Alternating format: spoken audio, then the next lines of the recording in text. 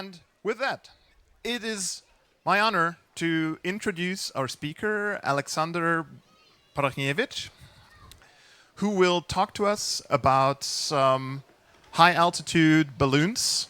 He's an embedded software developer by day, letting balloons fly by night, trying to not trigger any flak alarms or anything. Yeah. And he's going to tell you how to do that and what results to get. Thank you. Give him a big hand.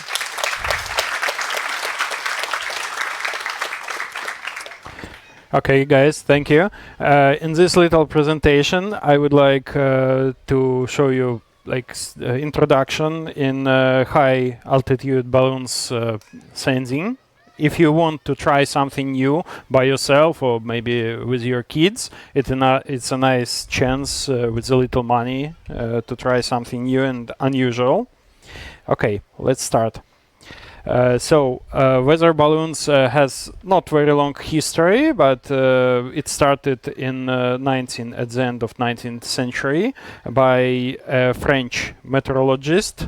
He sent the first weather balloon with some meteorologic equipment, and nowadays around the world about 1,000 spots every day send these balloons 2 times. So you can imagine how many balloons sent. You can see this launch on special websites. There are 2 major websites. It's radiosonde.info and soundhub.org. The first one shows us only official launches from some meteorological sports, and the second one, it's kind of a little bit more advanced, which shows us also amateur balloons, which such enthusiasts as me and my friends, and I hope soon you, sending. Okay, actually, what is weather balloon? Actually, it is a balloon, you don't believe, at the very top. Then, usually, depending on the payload, it has a parachute to decrease its speed when it will be falling down, and the payload. Okay, let's look at each part more precisely.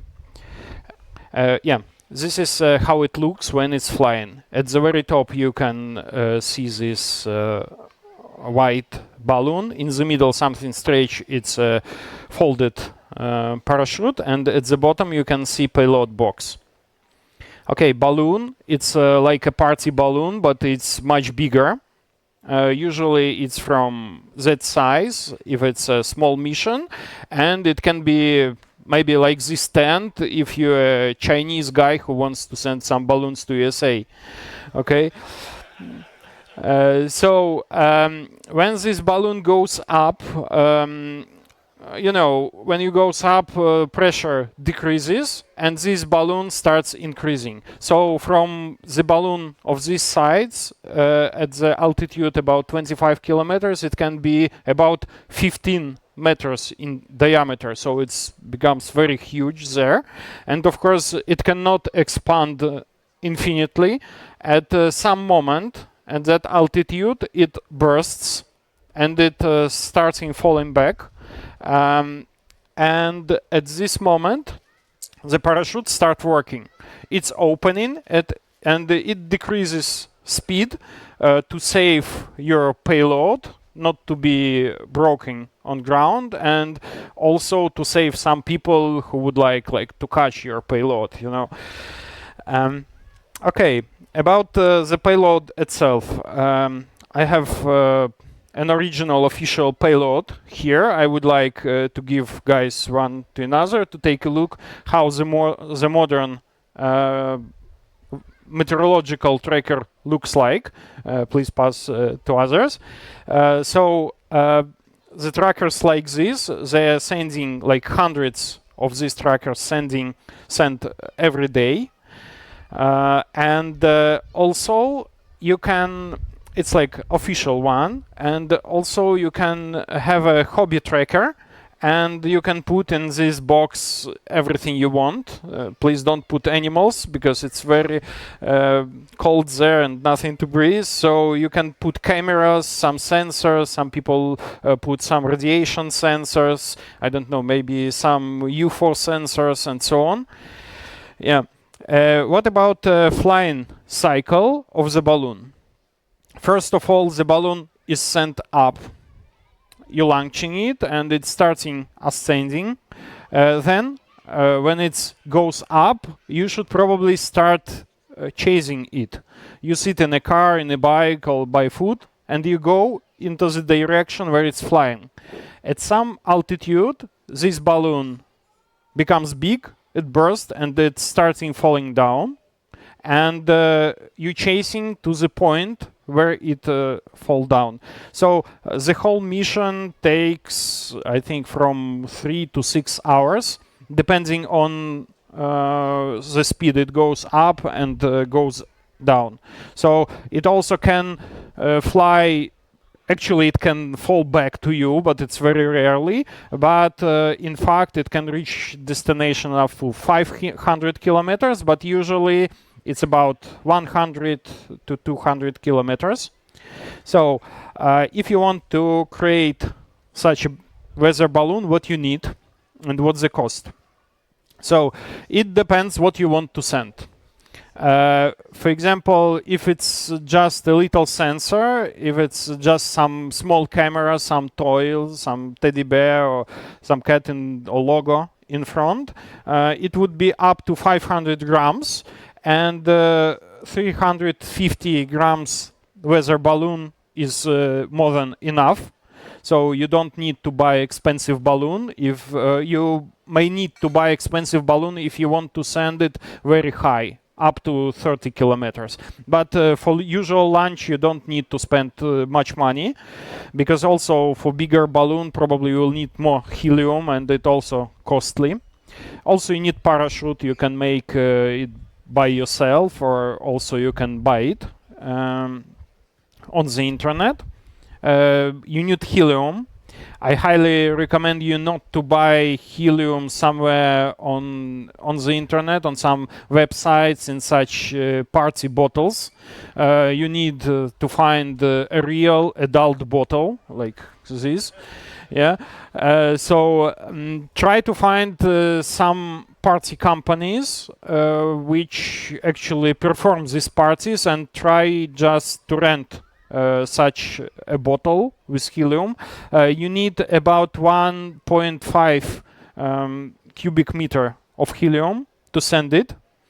And of course, you need a payload. Payload, it can be anything, almost anything you want. Of course, it should be, it should include GPS tracker if you want to take it back. It may include camera. It can include live radio transmitters. For example, we used a drone radio transmitter from drone. It was transmitting a high quality digital video for distance about 25 kilometers from the space. It was interesting experience, but you should be prepared for this. You should have some directional antennas, some high power transmissions, and so on. Of course, a lot of weight take batteries, because lithium batteries are quite heavy. One battery is about 45, maybe 50 grams. I mean 18, yeah. So in total you should count for about 400 euro. So what if you actually don't want to spend much money on this, or maybe you don't want to spend money at all? You can try to find a sponsor. I'm working in a software consulting company. I told them, hello guys, I'm going to send a balloon with your logo. And they said, okay, we will pay you. Cool, thanks. So I recommend this company. It's a good company if you look for software development in Poland, maybe, and over the world. So, yeah. Okay, what should you also know when you send such balloon? First of all, as I said, you should know the mass of your payload, how much it weighs to send it up. Then you can take your camera, you can take your styrofoam box, accumulators, parachute all together, put it on a weight to know it would be maybe 300 grams or something, and open this calculator, enter this mass. I used 500 grams here.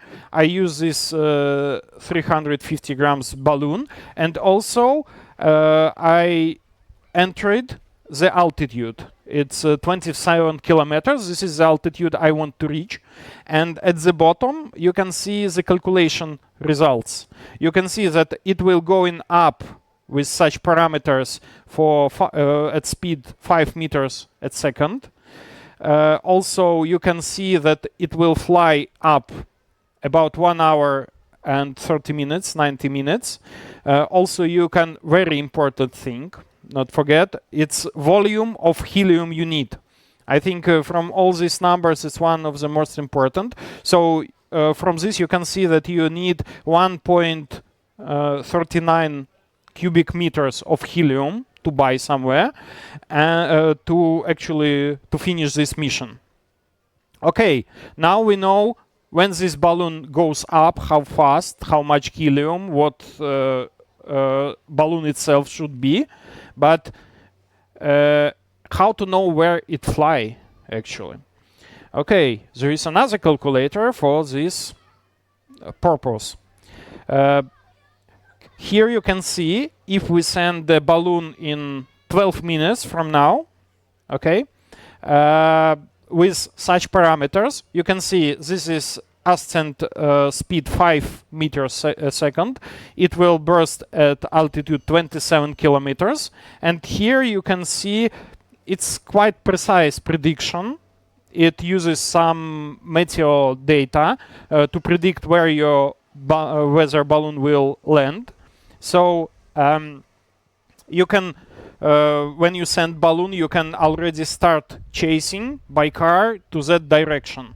And you know, some other guys also can track your balloon, and if they first, so you can not to find, yeah, your balloon. Fortunately, it didn't happen with us. So yeah, here's how looks just several minutes before launching. What you should pay attention on. First of all, you should take a blanket with you, not to put this balloon itself on the ground, because the balloon may be broken by something. Second, you should wear gloves, because, you know, my arms, they sweat. Also, they have some oil, and there is a legend that when you touch this balloon, this oil can destroy this big shell, latex shell. Okay, so you tie everything together. You can see on this image the balloon itself. It's about maybe 1 meter or a little more. You can see parachute, you can see payload, and you send the balloon. Okay, it's flying, and what then? What to do? You need to track this balloon somehow. There are several methods for this. There is a simple method. I saw a lot of people use this method. They just put GPS, GSM tracker inside.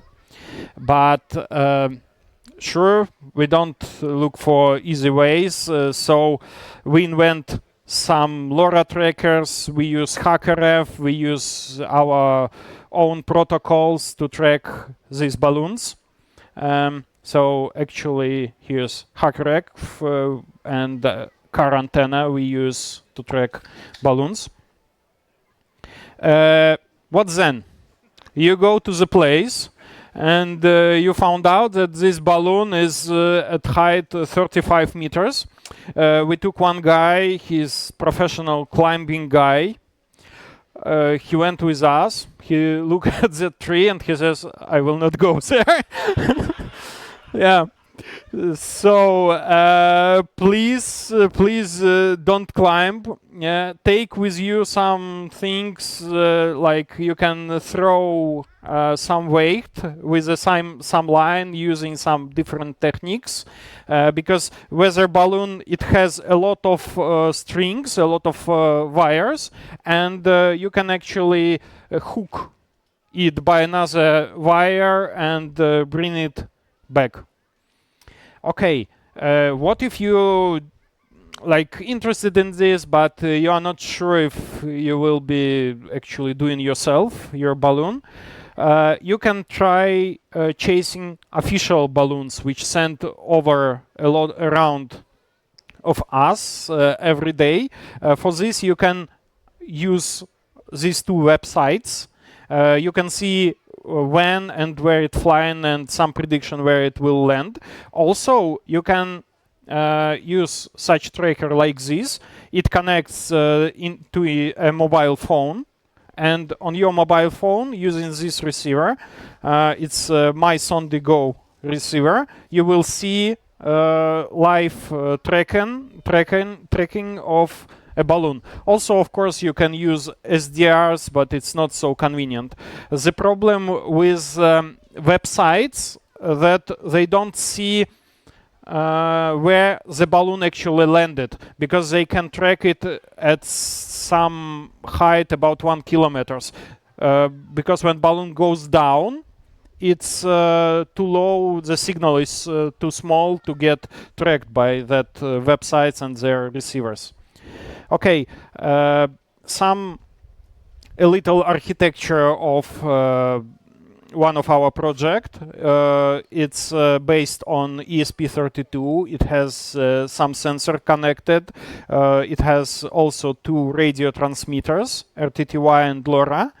RTTI was transmitting to Hub website. Now this website doesn't exist, and the Sound Hub existing instead of this, and a lot of stations were able to track it, and also we had a private channel using LoRa, and also we had a ground station. How it looked inside: you can see a thermal box, because you definitely use it because it's very cold and your battery can become frozen. You can see a camera at right down angle. Also you can see GSM tracker, accumulator, and transmitters.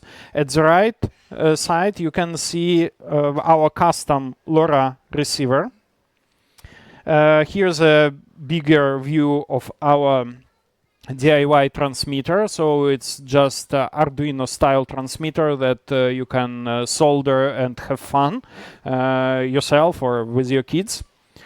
This is another box. We used a smaller battery, and we used also a drone recording system, video recording system, to reduce mass, and some parameters which we received. We see how it's called there, and we see how it's also was called inside. It, even in this styrofoam box, it was about 0 degrees, and also we can see the pressure, that there is very little pressure on this. Now I would like to show you a little video.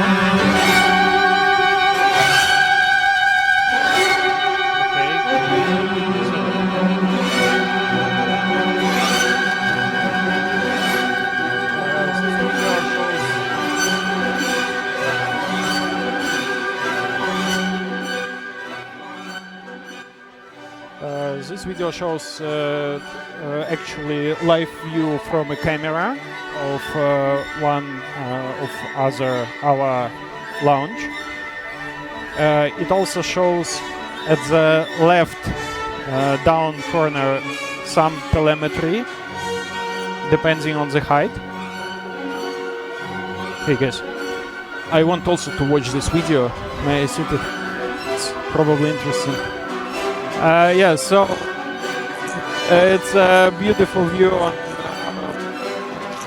our Polish region from 2 kilometers.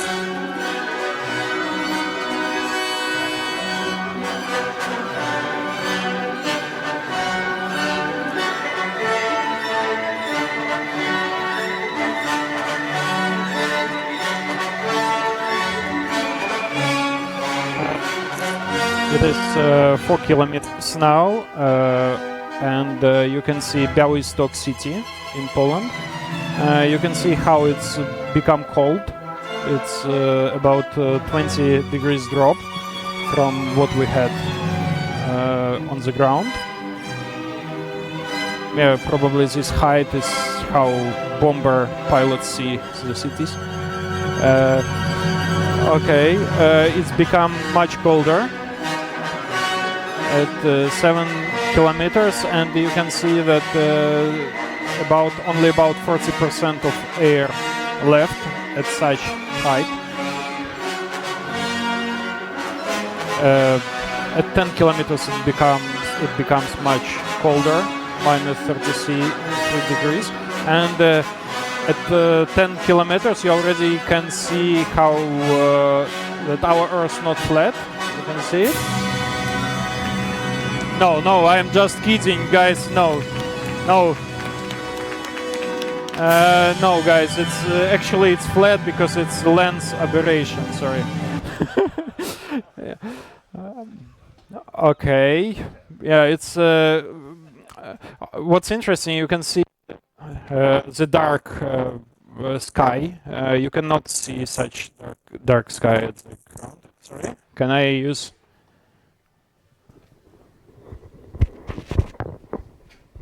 Sorry.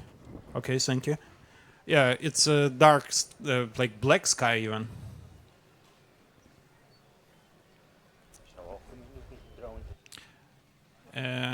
Okay.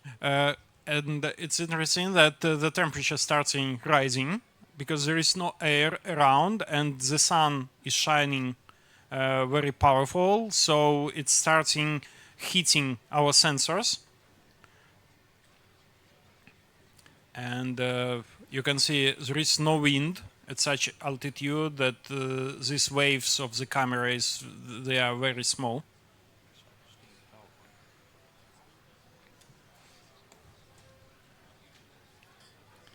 And actually this is the final. We reached about 24 kilometers, and this is the moment of balloon burst when it become very big.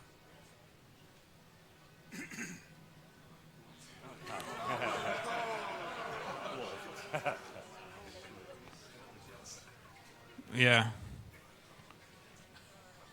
It's in slow motion.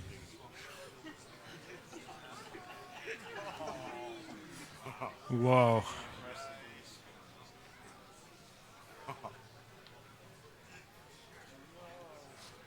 Yeah, and now the balloon starting falling down. Yeah, it's rotating a little bit.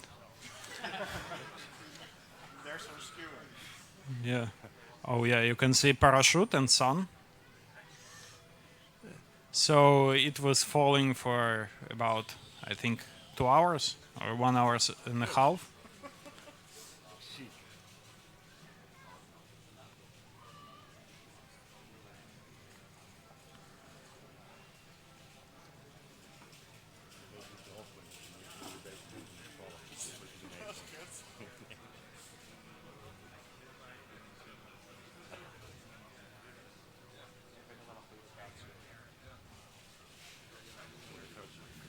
So at that time we went to rescue mission, and we found this payload. Fortunately, not on a tree. It's like lucky launch.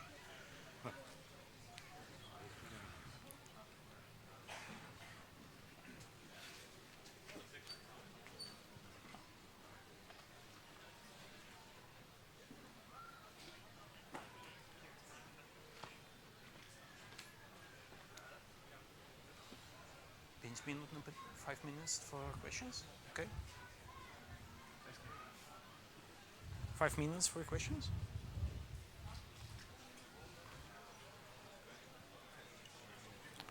Yeah. Thank you guys for watching. Cool. Thank you. Thank you very much, Aleksander. Great talk, great video. Thank you. One moment before questions. Before launching something up, please check your country rules because, for example, in Poland, you need to get some permission for bigger balloons, for smaller also, but don't tell it to anyone. Yeah, so please check it. In Poland, it's just formality. You should send some email. Please, may I send it this time, this size of balloon? And they send you, yeah, okay, you can send it, but it's just formalities for free. But make sure that your balloon not hit some plane or something, like, you know. Yeah, and please, your questions if you have. Okay, so we're a little bit over time, but we've got a break after this, so we'll leave like 3-4 minutes for questions. If there are questions afterwards, Aleksander will stick around so you can just approach him. All right, I think you were the first. Do airplanes chase them? Good questions. I hope they are not chasing airplanes. Yeah. Was there a collision? No, I think it's a very little chance that there was a collision because it's a big volume of air and it's no chance to have a collision about this. Please. Can you tell something more about the communication during the flight? Because I don't think the LoRa device can continuously stay in contact with the balloon. Yeah, it can actually because you have line of sight. Like your receiver can always see your transmitter, so it's perfect environment for signal transmission. Even at low power, you can get hundreds of kilometers with such transmission. Yeah. Yeah. You said something about aviation. Can you tell me what your typical interaction with the stakeholder is, the owner of the ground? I can imagine that some farmers may not like you trespassing on their ground to recover your parachute, or you do run to any issues there? You know, it may be issue probably when it landed to some military zone, for example, some factory zone. But normally, fortunately, it landed on some private sectors. And I have advice for you. Please, you may put a sign with your phone number on the payload, and when someone finds it, I hope not by hitting someone. So they can call you and come, please. Usually there is no problem with this because you can write it's like a scientific project or educational project. So no one wants like to hold it or something like this. Yeah.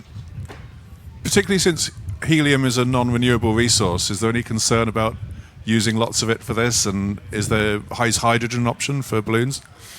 Yeah, we consider it like hydrogen options, but it's not easy to buy hydrogen in our region because it's like some dangerous thing.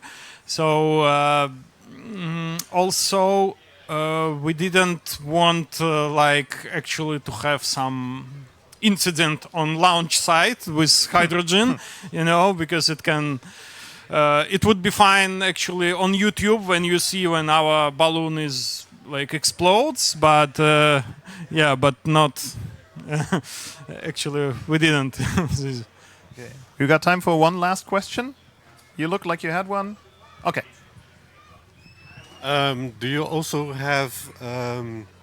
Have you also had it where it goes across the border because you're quite close to the border of White Russia? Yeah, actually, I think we lost one weather balloon in Belarus. It flew over the border. We got its signal, but we are not sure that it actually went to Belarus because when we were sending this balloon, like it wasn't mine project, but I took part in this, and when we were sending it, we forgot to turn on GPS transmitter. So this is another advice: when you send balloon, don't forget to turn on your GPS transmitter. So we got only some video signal from balloon, and we used directional antennas trying to find it. and we spent like several hours near the Belarusian border, but we actually didn't understand the direction of this signal because it was everywhere like signal. So I don't know, maybe but yeah, it can be. Also, it can be lost in the water. Probably if you send it here, it can go to the sea, and you should check that prediction map before sending it. Yeah. Okay, so please, let's give Aleksander another big round of applause.